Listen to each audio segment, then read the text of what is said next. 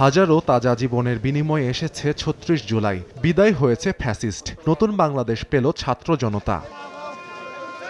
শহীদদের রক্তঋণ শোধের দিনটিকে স্মরণে পালিত হলো নানা কর্মসূচি। বুধবার রাজশাহী বিভাগের প্রতিটি জেলায় স্মৃতিস্তম্ভে শ্রদ্ধা নিবেদন করে স্মরণ করা হয় জুলাইয়ে আত্ম উৎসর্গকারীদের। এতে শহীদ পরিবারের সদস্য ও আহতসহ ঢল নামে সর্বস্তরের মানুষের। গণঅভ্যুত্থানের চেতনায় দেশ গঠনের অঙ্গীকার করেন তারা। তাদের আত্মার মাগফিরাত কামনা করি এবং আমরা তাদের প্রতি দোয়া এবং শ্রদ্ধা জানাই। সরকারের কাছে দ্রুত এই হত্যাকারীদের যেন বিচারের আওতায় আনে, তাদের সাজা কার্যকর করে। যারা জুলাই আহত নিহত হয়েছেন সে সমস্ত পরিবারকে আমরা সবসময় তাদের খোঁজখবর রাখি। তাদেরকে সর্বোচ্চ সম্মান এবং সকল কিছু ভাতা প্রদান এবং চাকরির ক্ষেত্রে অগ্রাধিকার দেওয়া হবে।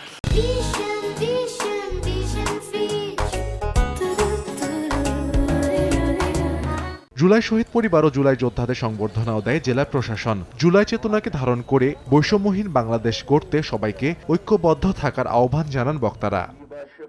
এছাড়া জুলাই শহীদদের আত্মার মাগফিরাত কামনায় তাদের কবর জিয়ারত ও ফাতেহা পাঠও করা হয়। আর আহতদের সুস্থতা চেয়ে মহান আল্লাহর সাহায্য প্রার্থনা করা হয়। সাহাল আব্দুল্লাহ আলভি, সময় সংবাদ।